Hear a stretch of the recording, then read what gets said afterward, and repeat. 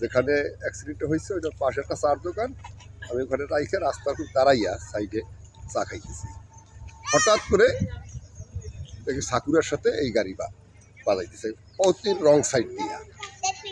তখন দৌড়েই গেছে, কোনো লোক ছিল না, গাড়ি মোটরসাইকেল ছিল গাড়ির ভিতরে সামনে।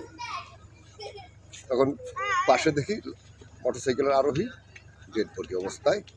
তখন আমি ওই ড্রাইভার সুপারভাইজার ওরা দৌড়ে পলাইছে।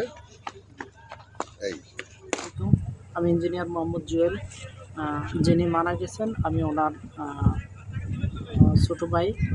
তো আমি এখানে এসে দেখলাম যে আসলে নিথর দেহটা পড়ে আছে।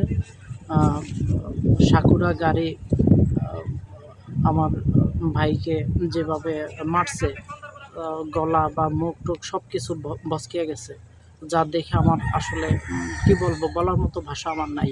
তো আমি এর সুস্থ বিচার চাই।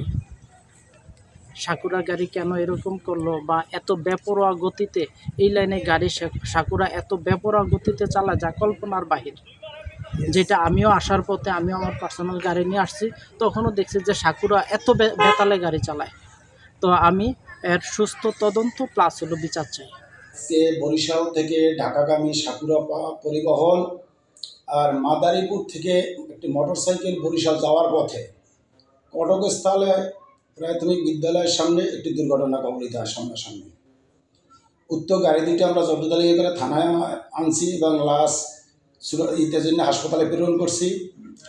মামলা প্রক্রিয়াধীন, পরবর্তী তদন্ত সাপেক্ষে ব্যবস্থা নেওয়া হবে।